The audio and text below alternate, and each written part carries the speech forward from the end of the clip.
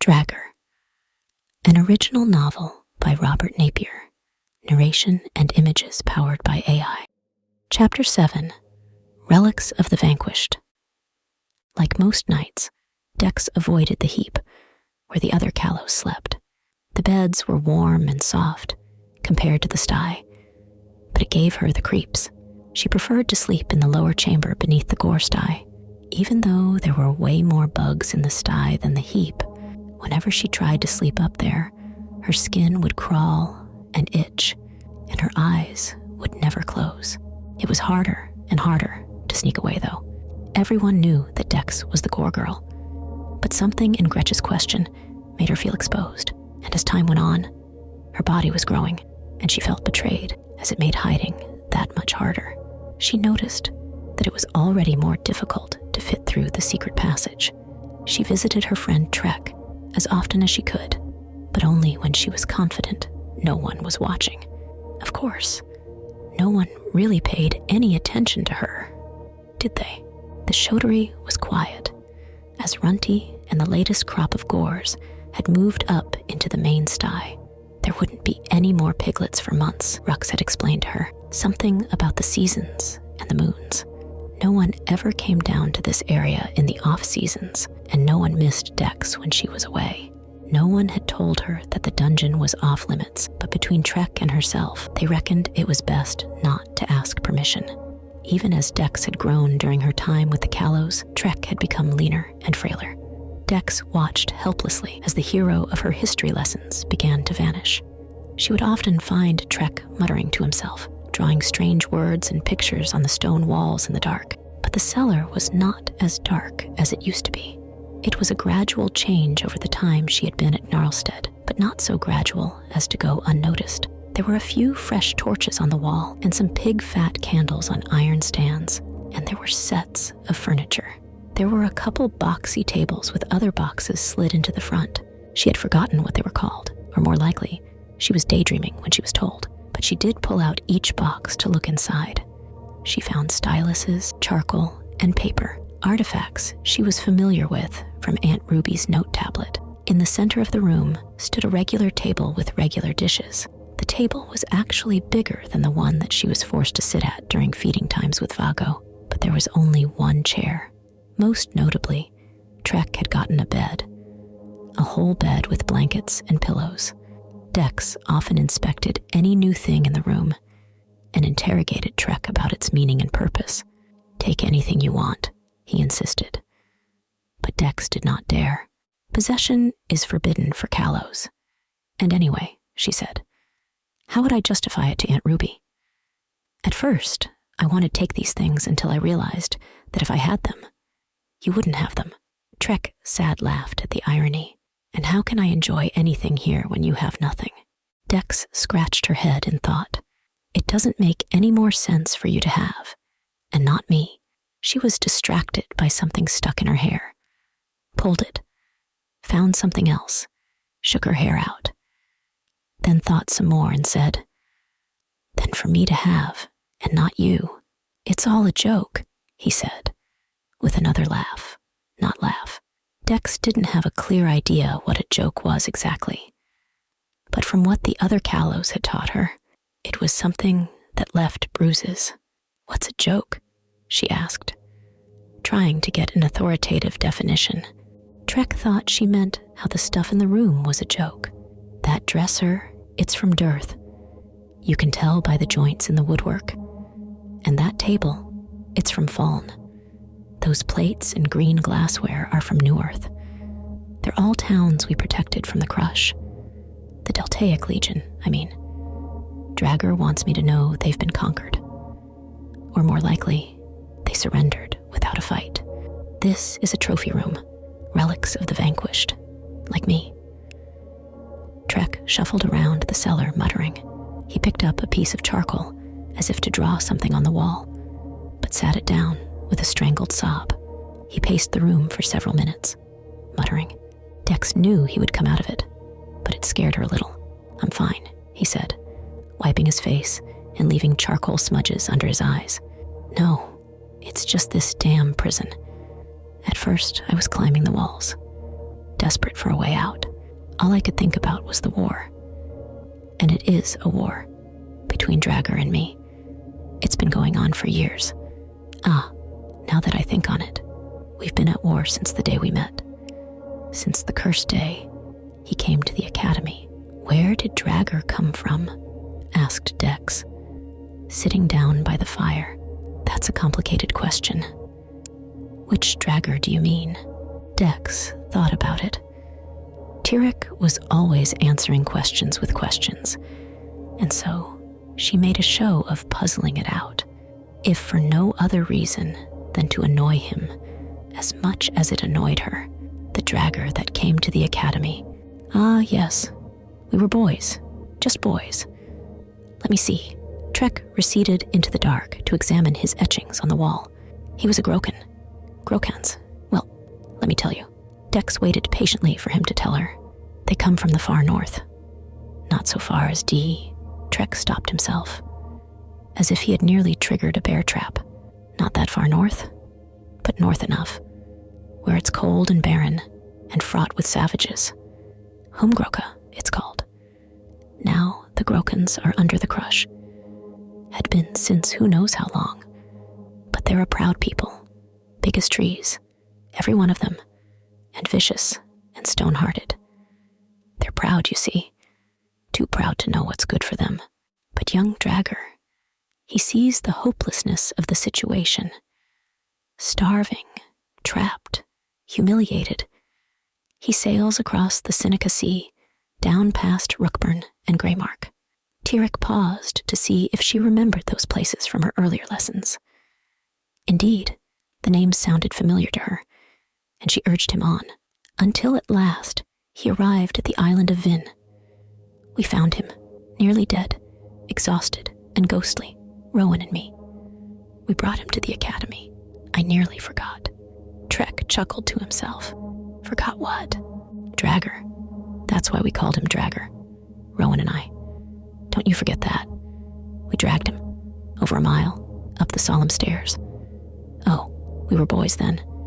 But even then, he was too big for us to carry. Haha. He might call himself backbreaker, or lugger, or heaver, or ha-ha-ha.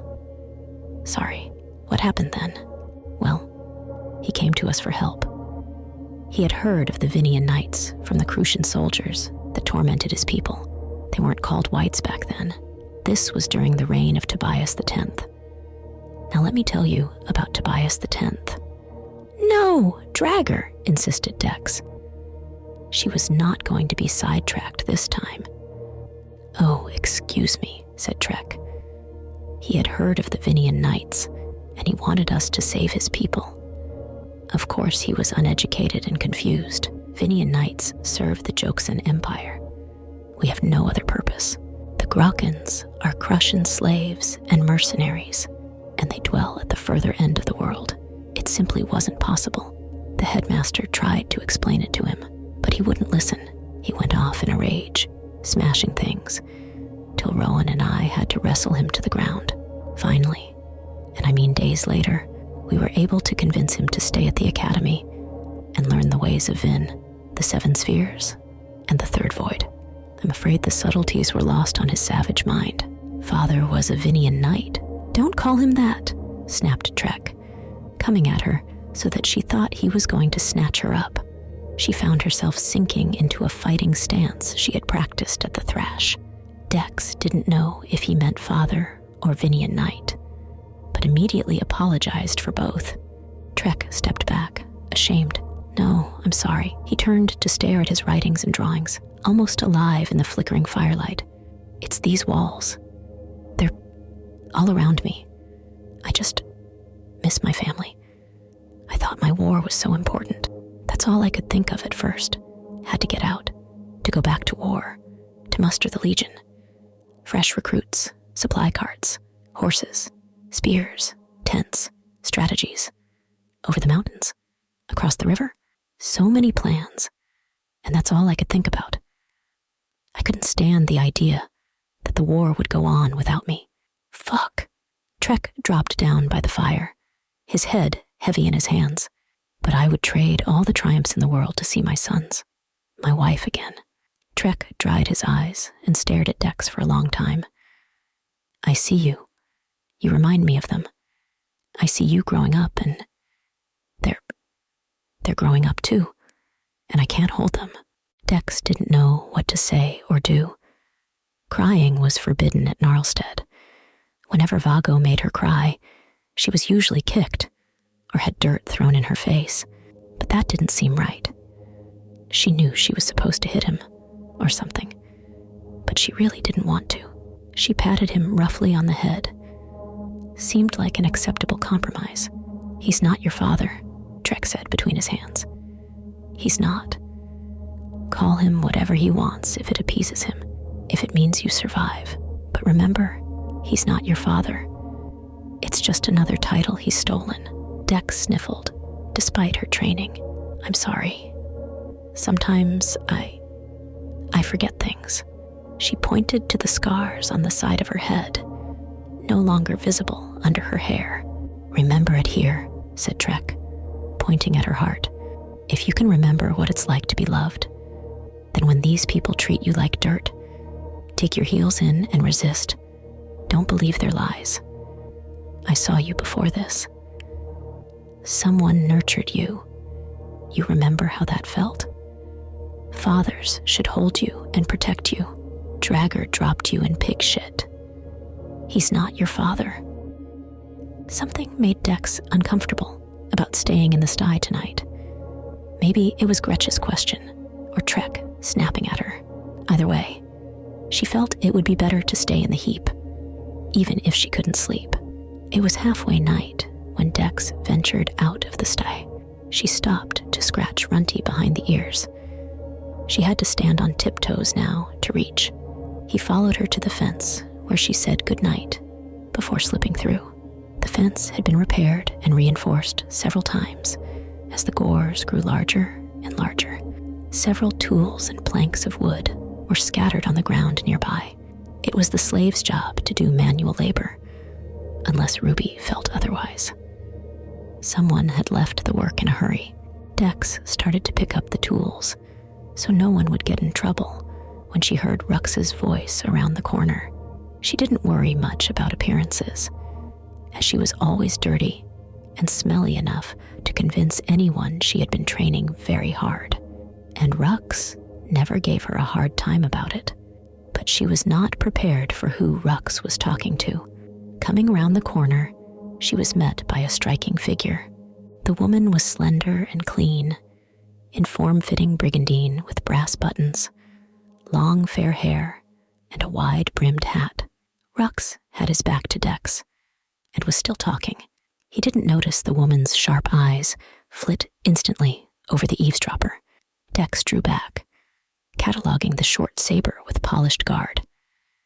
The Callows were trained to size up potential threats. Even in the low light, she counted no less than 5 daggers, one on each tall boot, one on her thigh, one horizontal in the small of her back, and one upside down over her heart. That meant she was probably concealing another. Dex could tell the woman was surveying her as well, though her steely eyes hardly moved. Her head was still tilted toward Rux. He was complaining about something, but Dex was too fascinated to hear what it was. The woman held up a small, impatient hand to silence him.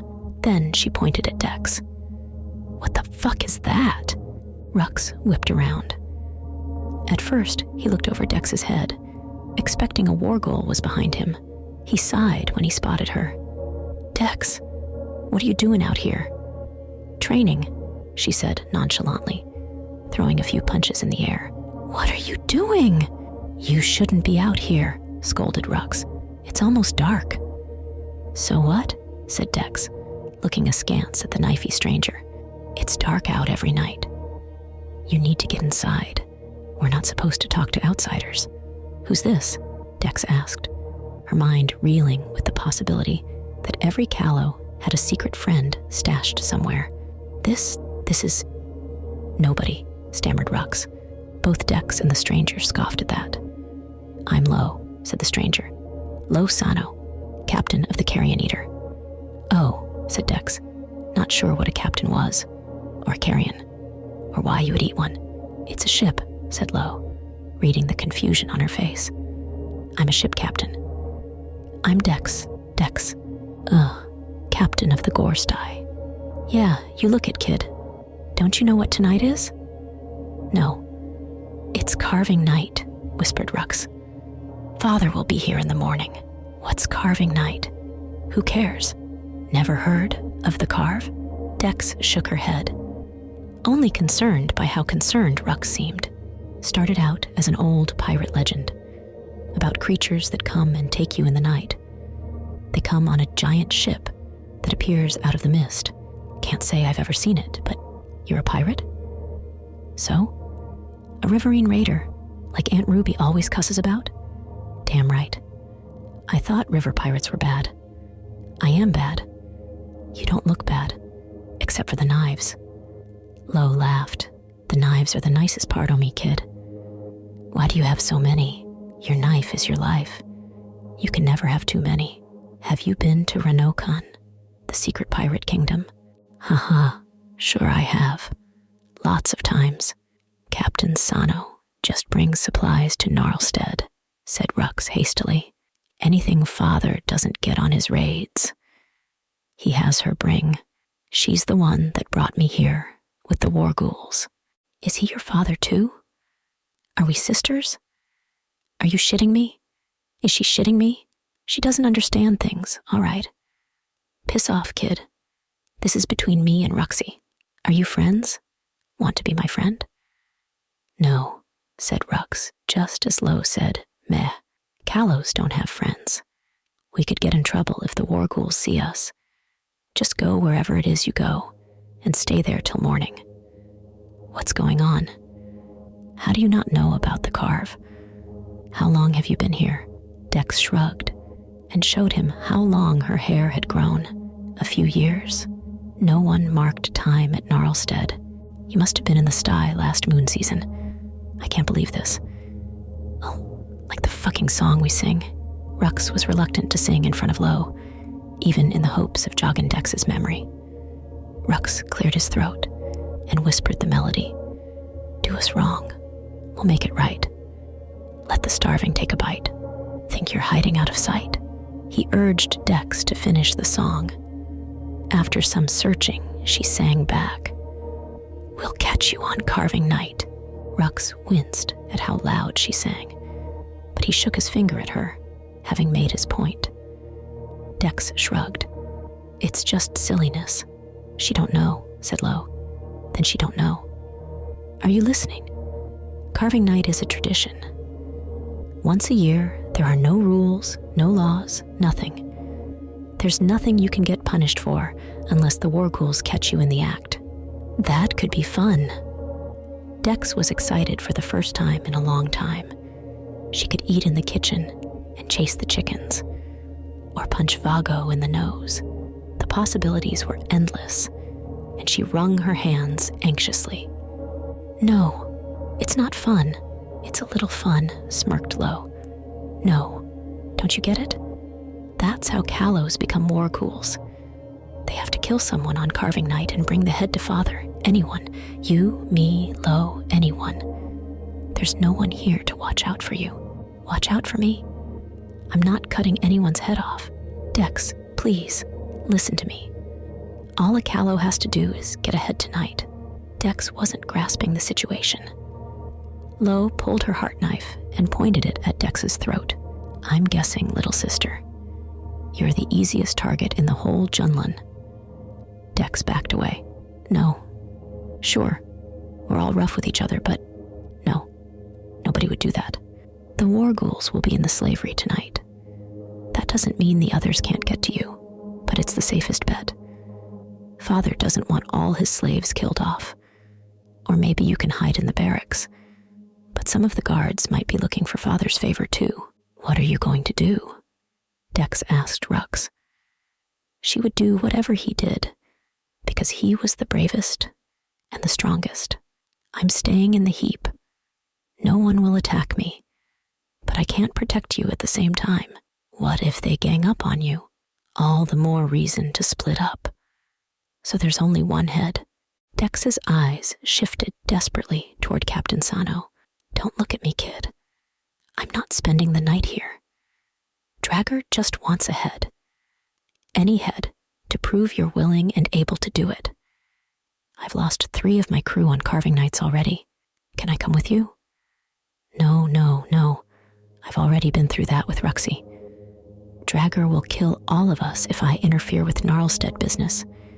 In fact, I was just leaving. Dex began to panic. She imagined all those lifeless stares of the other Callows. They had been watching her for years. Now she understood why. It was almost dark, and she felt the shadows moving all around her. The memory of those cold eyes pricked her skin. The screech of a trumpet split the stillness. Simultaneous bonfires were lit in the courtyard, and the thrash, in the plaza, and in the drill square of the barracks.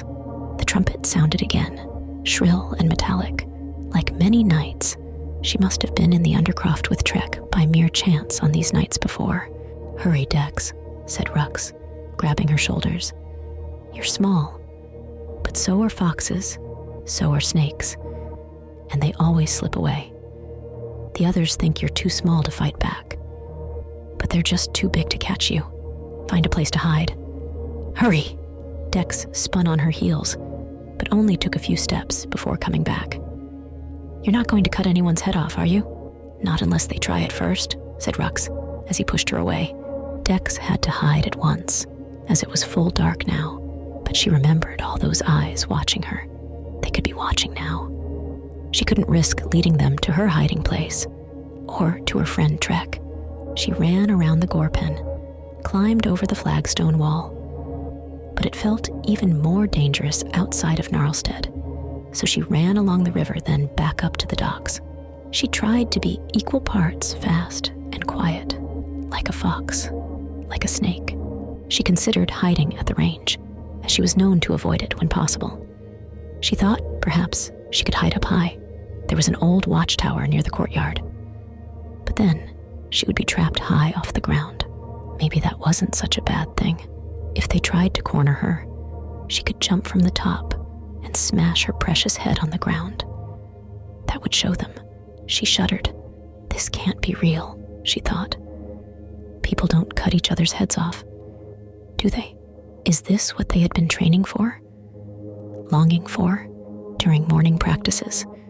Were the ghosts and shadows she pretended to fight really the specters of her own fate? It had all been a game, a dance, a joke at her expense, and she didn't mind that, as long as it was make-believe. She had never truly believed it, never felt the truth so vividly and grotesquely. The bonfire in the courtyard cast a long shadow behind the watchtower, and Dex slunk there in doubt and terror. She had to cross the narrow walkway to the courtyard called the Throat. It was lined with sharp standing stones like teeth in the mouth of a hagfish. She was taking the longest route possible back to the shotery. Just before she reached the Throat, she stumbled over something in the dark, causing her to fall on hands and knees. She knew instantly what it was. She just knew. The way it was warm and heavy, but soft underfoot. Holding back screams, she stared at the headless body lying in the grass. Dex's palms were sticky with blood where she had caught herself. She could tell it was a woman, in a simple gown. Even without her head, Dex recognized the calloused hands, tattered clothes, and worn shoes. It was the slave woman who had bathed her, given her food and a bed for the night. In all this time, Dex had never learned her name. Someone had severed her head and left the body in the dewy grass. Carving night had just begun. Someone was overeager. Someone had cheated. Someone would make Father proud. Dex knew there was nowhere safe in Gnarlstead, but there was nowhere else to go. She trembled in the chill night air. It was quiet. Dex couldn't even consider crossing the compound now that she understood the true nature of Gnarlstead. Everyone was her enemy. Anyone might betray her or trap her, might lure her into the darkness. She was better off alone. Resignedly, she climbed the crooked ladders and rough stones of the watchtower. She found she was adept at climbing, having been jaunting up and down between the walls of the dungeon for years. The ladder leading up to the top third of the tower lay athwart the floor of the perch. It had been pulled up behind the last sentry when Dex slid down against the side of the perch. She saw him sitting across from her. All that was left of him was sword and breastplate, and bones too heavy for the birds. Even the arrow shafts had rotted away, leaving the fatal stone tips on the floor. They seemed so harmless like that, where they had tumbled through his pelvis. Once the soft parts faded away, no one had bothered to stand watch here for a very long time, because there was nothing to watch out for. Secrecy was the primary protection, but failing that, there was the swift and certain retaliation of Draggr and his war ghouls to keep everyone away. Dex shuddered against the cool masonry. At least, there was some roofing and half walls for shelter. Not even a war ghoul could sneak up on her here. That was a comfort, but not enough for her to fall asleep. Thank you for listening. Please like and subscribe.